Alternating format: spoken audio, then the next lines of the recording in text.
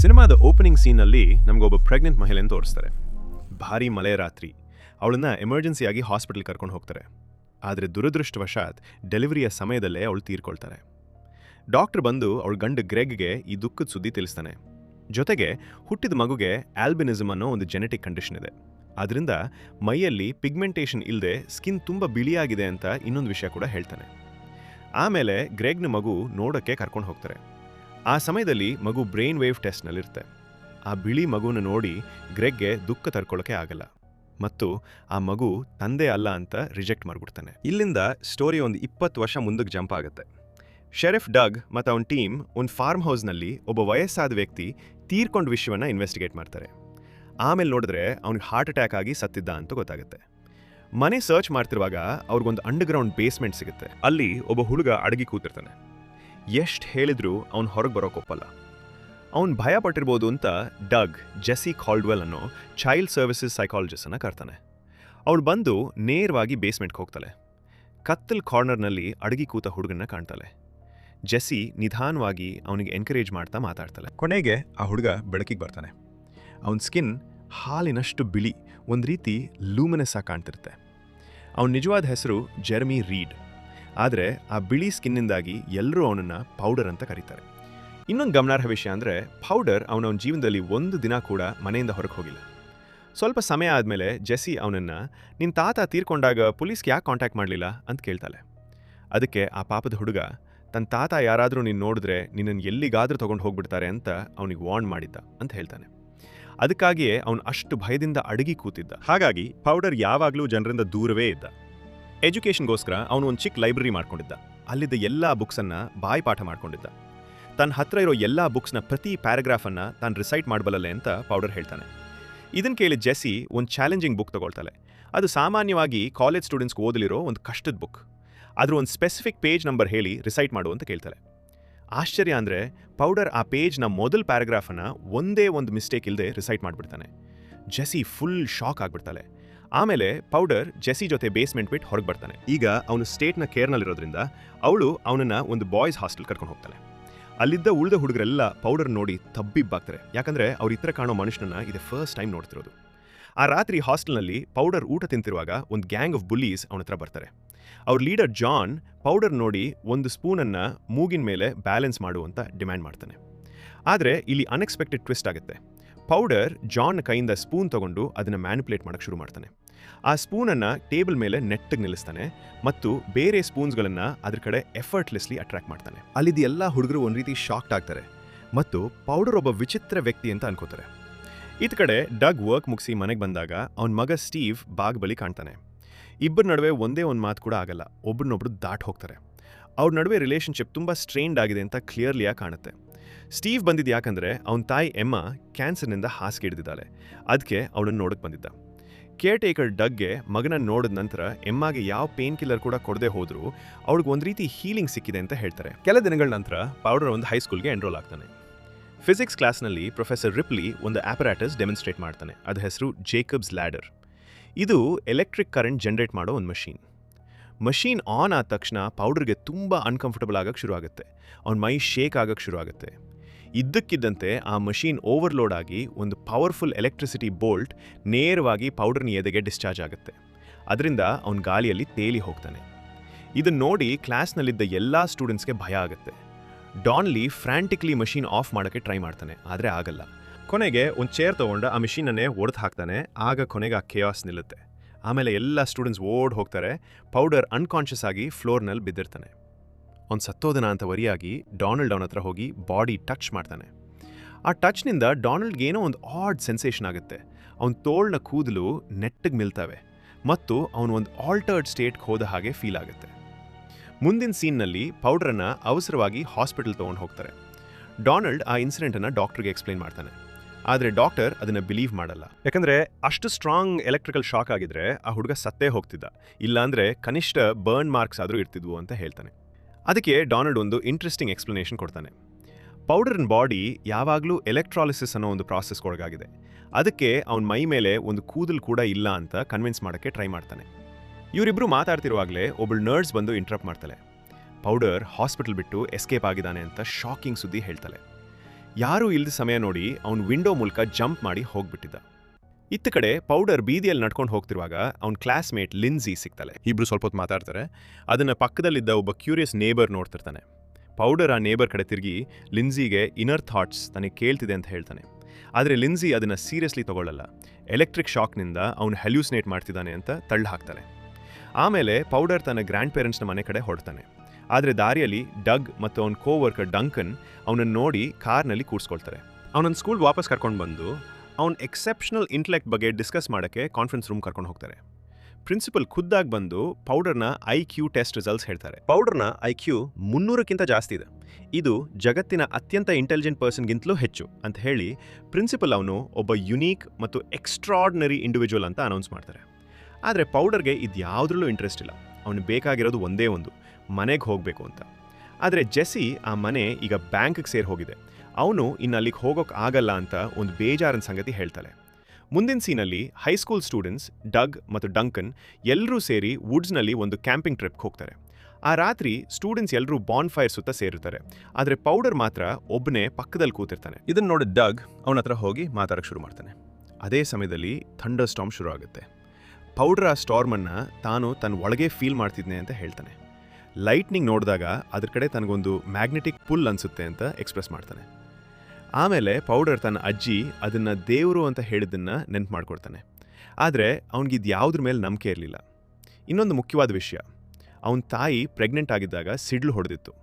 ಅದೇ ಕಾರಣದಿಂದ ಅವನಿಗೆ ಈ ಸ್ಪೆಷಲ್ ಕಂಡೀಷನ್ ಬಂದಿರ್ಬೋದು ಅಂತ ಕೂಡ ಹೇಳ್ಕೊಡ್ತಾನೆ. ಮರುದಿನ ಬೆಳಿಗ್ಗೆ ಪೌಡರ್ ವುಡ್ಸ್ನಲ್ಲಿ ತಿರುಗಾಡ್ತಿರುವಾಗ ಬುಲ್ಲೀಸ್ ಆದ ಜಾನ್ ಮತ್ತು ಮಿಚ್ ಅವನ ಹತ್ರ ಬರ್ತಾರೆ. ಯಾವ ರೀಸನ್ ಇಲ್ಲದೆ ಜಾನ್ ತನ್ನ ಗನ್ನನ್ನು ಪೌಡರ್ ಮೇಲೆ ಪಾಯಿಂಟ್ ಮಾಡಿ ಇವನನ್ನು ಇಲ್ಲೇ ಸಾಯಿಸಬಲ್ಲೆ ಅಂತ ಬೆದರಿಸ್ತಾನೆ. ಆದರೆ ಟ್ರಿಗರ್ ಪುಲ್ ಮಾಡೋ ಮೊದಲೇ ದೂರದಲ್ಲಿ ಒಂದು ಗನ್ ಶಾಟ್ ಸದ್ದು ಕೇಳಿಸ್ತೆ.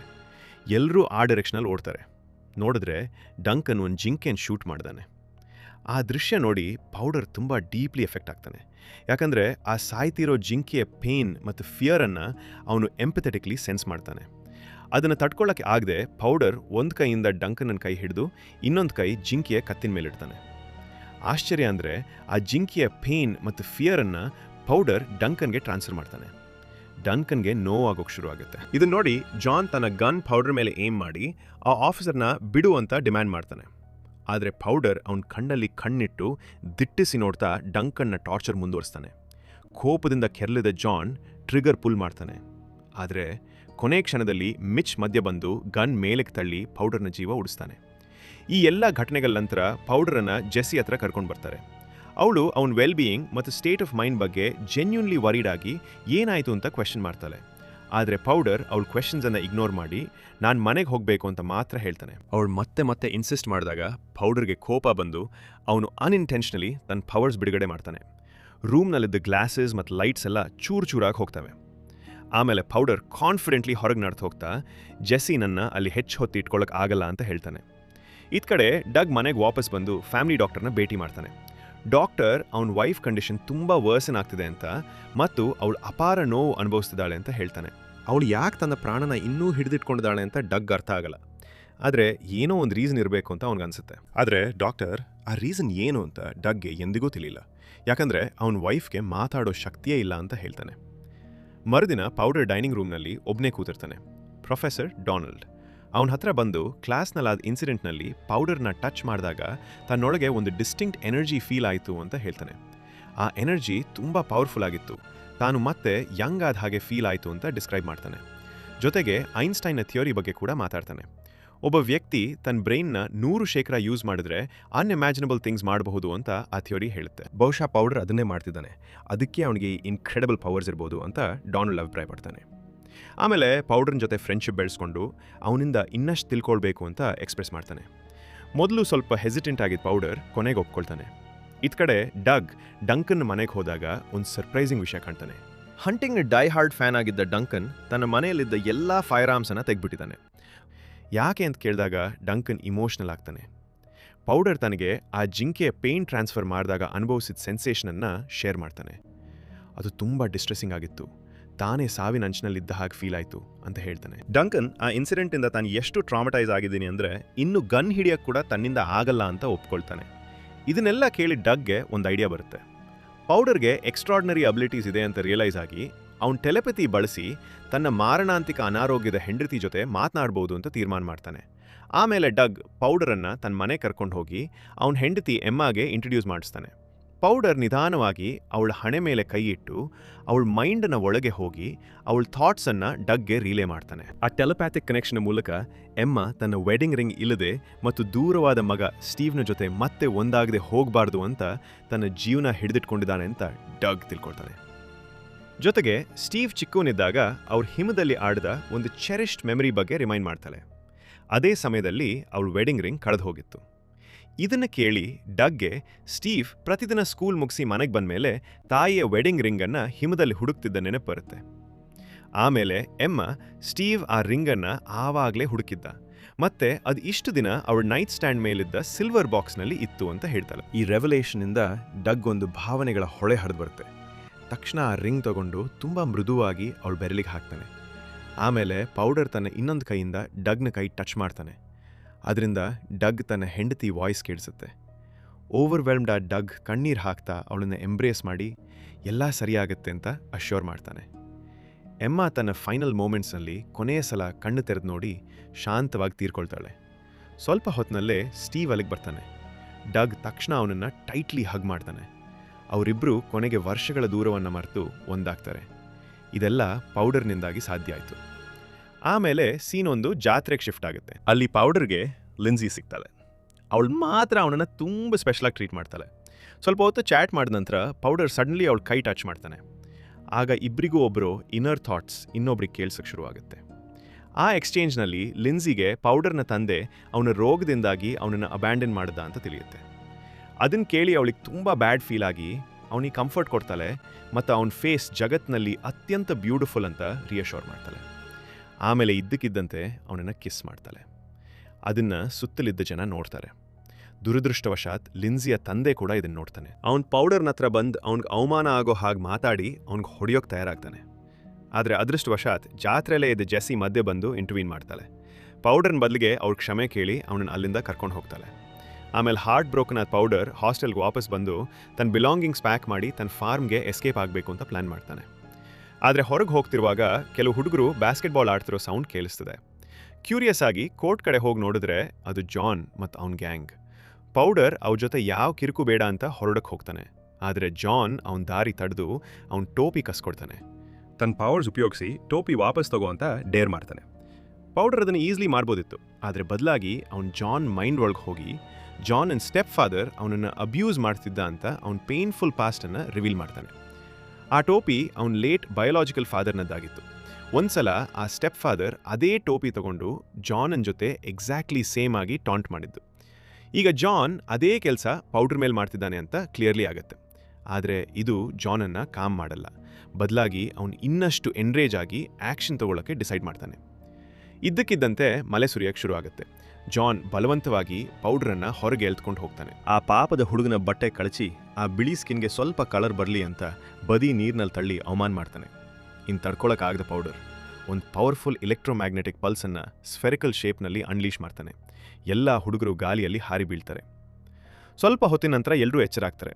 ಆದರೆ ಜಾನ್ ಮಾತ್ರ ಎದ್ದೇಲಲ್ಲ. ಮಿಚ್ ಅವನ ಹತ್ರ ಹೋಗಿ ಚೆಕ್ ಮಾಡಿದ್ರೆ ಅವನ ಹಾರ್ಟ್ ಬೀಟೇ ಇರಲ್ಲ. ಅವನ ಸಾವಿನ ಅಂಚಿನಲ್ಲಿದ್ದಾನೆ. ತಾನು ಮಾಡಿದ ತಪ್ಪು ಅಂತ ತಿಳಿದ ಪೌಡರ್ಗೆ ಇನ್ಸ್ಟೆಂಟ್ ರಿಗ್ರೆಟ್ ಫೀಲ್ ಆಗುತ್ತೆ. ತಕ್ಷಣ ಅವನು ತನ್ನ ಪವರ್ಸ್ ಉಪಯೋಗಿಸಿ ಜಾನ್ ಮೇಲೆ CPR ಮಾಡ್ತಾನೆ. ಅದೃಷ್ಟವಶಾತ್ ಅದು ವರ್ಕ್ ಆಗಿ ಜಾನ್ ವಾಪಸ್ ಜೀವಕ್ಕೆ ಬರ್ತಾನೆ. ಇದನ್ನು ನೋಡಿ ಎಲ್ಲ ಹುಡುಗರು, ಅದರಲ್ಲೂ ವಿಶೇಷವಾಗಿ ಮಿಚ್ ತುಂಬ ಇಂಪ್ರೆಸ್ ಆಗ್ತಾನೆ. ಆಮೇಲೆ ಮಿಚ್ ಪೌಡರ್ಗೆ ಹೆಲ್ಪ್ ಮಾಡೋಕ್ಕೆ ಡಿಸೈಡ್ ಮಾಡಿ ಅವನ ತಾತನ್ ಫಾರ್ಮ್ ಕಡೆ ಹೋಗ್ತಿದ್ದ ಒಂದು ವೆಹಿಕಲ್ನಲ್ಲಿ ಸೆಕ್ರೀಟ್ ಆಗಿ ಹತ್ತಿಸಿ ಯಾವ ತೊಂದರೆ ಇಲ್ಲದೆ ಎಸ್ಕೇಪ್ ಆಗೋಕ್ಕೆ ಹೆಲ್ಪ್ ಮಾಡ್ತಾನೆ. ಆದರೆ ಪೌಡರ್ ಮನೆಗೆ ತಲುಪಿದಾಗ ಇನ್ನೊಂದು ಬೇಜಾರಿನ ಸಂಗತಿ ಕಾಯ್ತಿರುತ್ತೆ. ಅವನ ಎಲ್ಲ ಬಿಲಾಂಗಿಂಗ್ಸನ್ನು ಬ್ಯಾಂಕ್ ಜಪ್ತಿ ಮಾಡ್ಕೊಂಡಿರುತ್ತೆ. ಸ್ವಲ್ಪ ಹೊತ್ತಿನ ನಂತರ ಜೆಸ್ಸಿ ಅವನ ಹತ್ರ ಬಂದು ಸಮಾಧಾನ ಮಾಡ್ತಾಳೆ. ಅವನು ಹೇಗಿದ್ದರೂ ಅವನನ್ನು ಒಪ್ಕೊಂಡು ಅವನ ಮನಸ್ಸನ್ನು ಅರ್ಥ ಮಾಡ್ಕೊಂಡಳುವ ಒಂದು ಉತ್ತಮ ಸ್ಥಳವನ್ನು ನಾನು ಹುಡುಕ್ತೀನಿ ಅಂತ ಭರವಸೆ ನೀಡ್ತಾಳೆ. ಆಮೇಲೆ ಡೊನಾಲ್ಡ್ ಕೂಡ ಅಲ್ಲಿ ಬರ್ತಾನೆ. ಅವರೆಲ್ಲ ಹೊರಡಕ್ಕೆ ತಯಾರಾಗ್ತಿರುವಾಗ ಹೊರಗೆ ಡಗ್ ಮತ್ತು ಡಂಕನ್ ಕಾಣ್ತಾರೆ.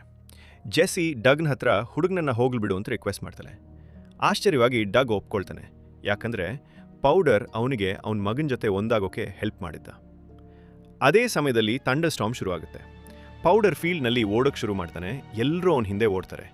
ಇದ್ದಕ್ಕಿದ್ದಂತೆ ಒಂದು ಲೈಟ್ನಿಂಗ್ ಬೋಲ್ಟ್ ಅವನ ಮೇಲೆ ಸ್ಟ್ರೈಕ್ ಆಗುತ್ತೆ. ಒಂದು ಬ್ಲೈಂಡಿಂಗ್ ಫ್ಲ್ಯಾಶ್ ಆಫ್ ಲೈಟ್ ಅವನನ್ನು ಆವರಿಸ್ಕೊಳ್ಳುತ್ತೆ. ಆಮೇಲೆ ಮೋಡ್ಗಳು ಕೊನೆಯದಾಗಿ ಒಂದು ಗರ್ಜನೆಯ ಮಿಂಚಿನ ಸದ್ದು ಮೊಳಗಿಸ್ತವೆ. ಪೌಡರ್ ಸ್ವರ್ಗ ಸೇರಿದ ಅಂತ ಅದು ಇಂಡಿಕೇಟ್ ಮಾಡುತ್ತೆ. ಮತ್ತು ಇಲ್ಲಿಗೆ ಈ ಬ್ಯೂಟಿಫುಲ್ ಆದ ಅಷ್ಟೇ ಟ್ರ್ಯಾಜಿಕ್ ಆದ ಸಿನಿಮಾ ಮುಕ್ತಾಯ ಆಗುತ್ತೆ. ಕೊನೆಯದಾಗಿ ವಿಡಿಯೋ ನೋಡೋದಕ್ಕೆ ತುಂಬ ಧನ್ಯವಾದಗಳು.